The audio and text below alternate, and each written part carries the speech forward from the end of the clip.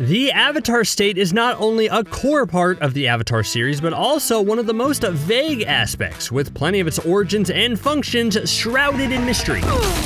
There's so much about the Avatar state that's unexplained, especially relating to Aang. Look! Before The Legend of Korra came out, Aang's mastery of the four elements and his Avatar training was the extent of any discussion on the subject. Well, let's not stick around to find out. Now that some of Avatar's lore has been revealed and perhaps become more complicated, many of the questions that popped up during the original series have only grown with time. From the specifics of Aang's Avatar state to larger implications for the series, let's take a look at 10 Avatar state mysteries that need explaining.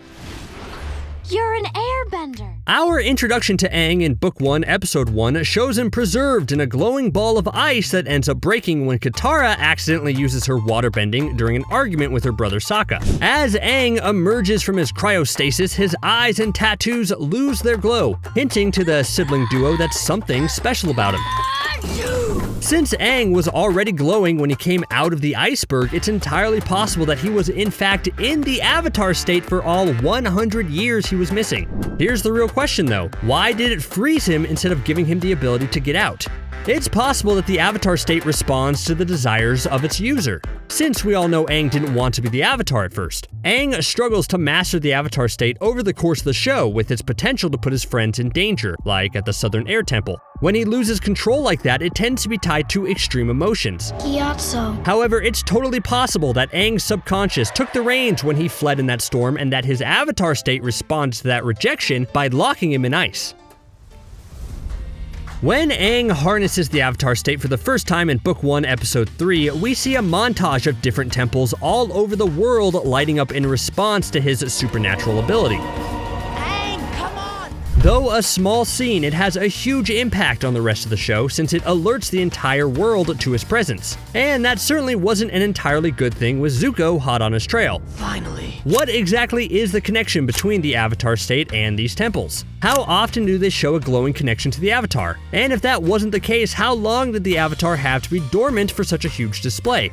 Especially when he produced a beam of light after Katara freed him from that iceberg. While the jury's out on an exact answer to the odd timing of these different Avatar state uses, it's notable that the temples specifically light up when Aang harnesses the Avatar state out of deep emotional pain and not just self-preservation.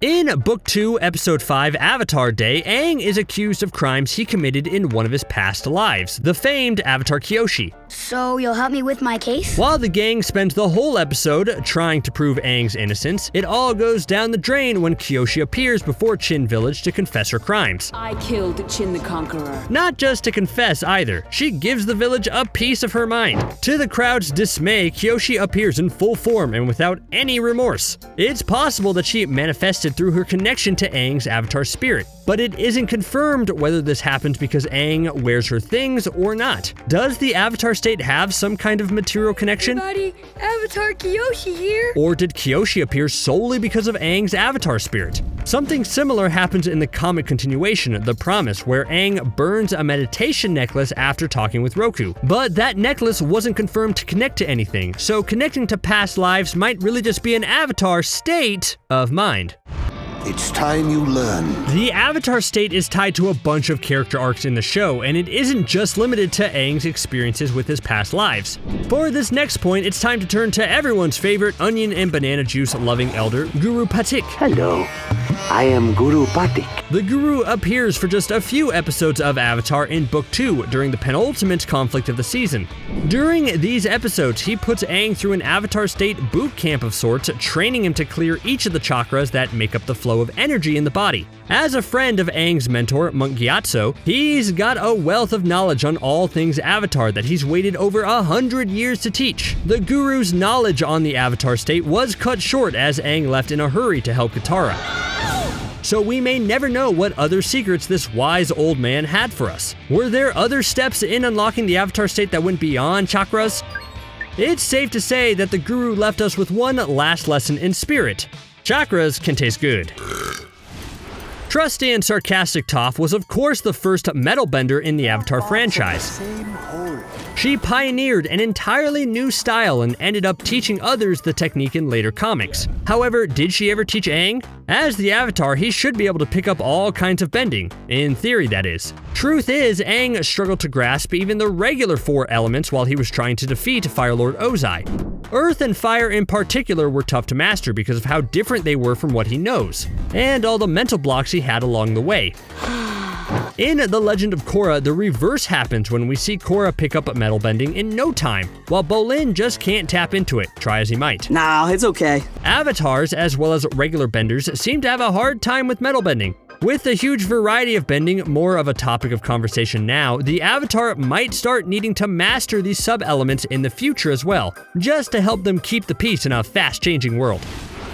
Back in the Sozin's Comet finale, Aang was only able to defeat the frightening Fire Lord, the Phoenix King, with the help of mysterious lion turtles that gave him the power to take bending away, known as energy bending. Aang is seen using this power in Korra's visions as he restrains and defeats Yakone, a fearsome bloodbender. By this point, Aang has passed on and Korra is the new Avatar, but this doesn't stop Aang from imparting little lessons to her through their Avatar connection. Since Korra couldn't use this bending until the Book 1 finale, it just might be possible that Aang passed down the ability to her through the Avatar state, much like the Lion Turtle did for him during the Sozin's Comet finale.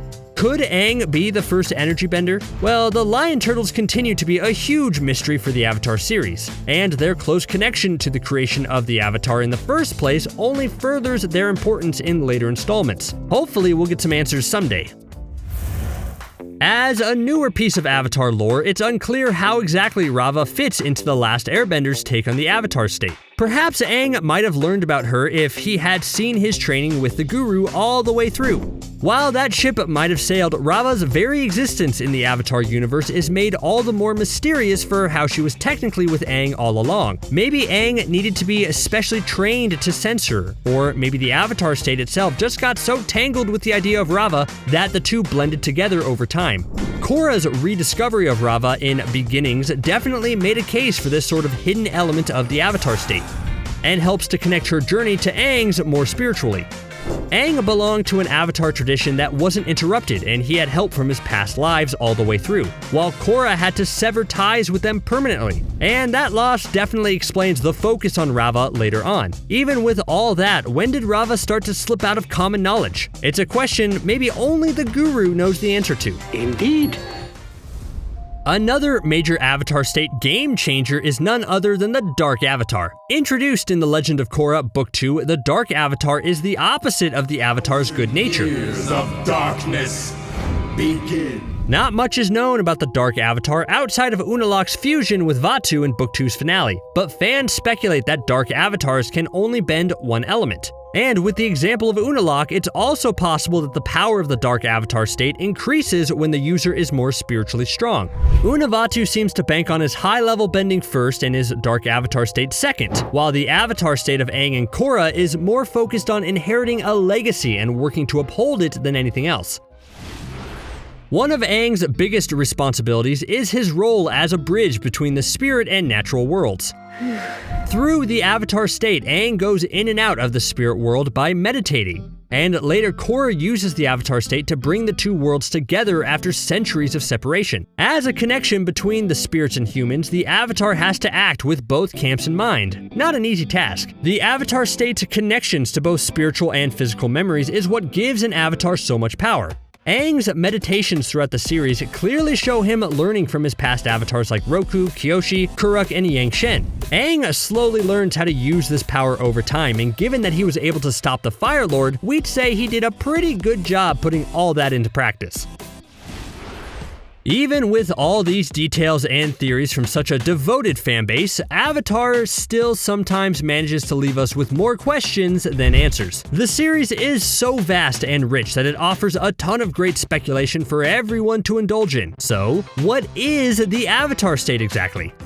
Even with official sources, timelines, and even in-universe confirmations of the goings-on in the Avatar world, the mechanic at its core is clearly still a mystery. Not only is the Avatar state a superpower to guard the Avatar cycle, it also brings balance between spirits and people. It regulates good and evil, not to mention it's a danger magnet for everyone the Avatar knows. It's equal parts myth and fact, and it's the mix of those two things in one person that makes them so legendary. Even within the Avatar's lineage, there's a ton of mixed info. They have been a thing for a very long time after all. Aang's Avatar state definitely raises a lot of questions, and it's clear that even with some of these details ironed out in current or future installments of the Avatar universe, something about it will always need to remain a mystery. Just goes to show how one simple concept can create unlimited potential.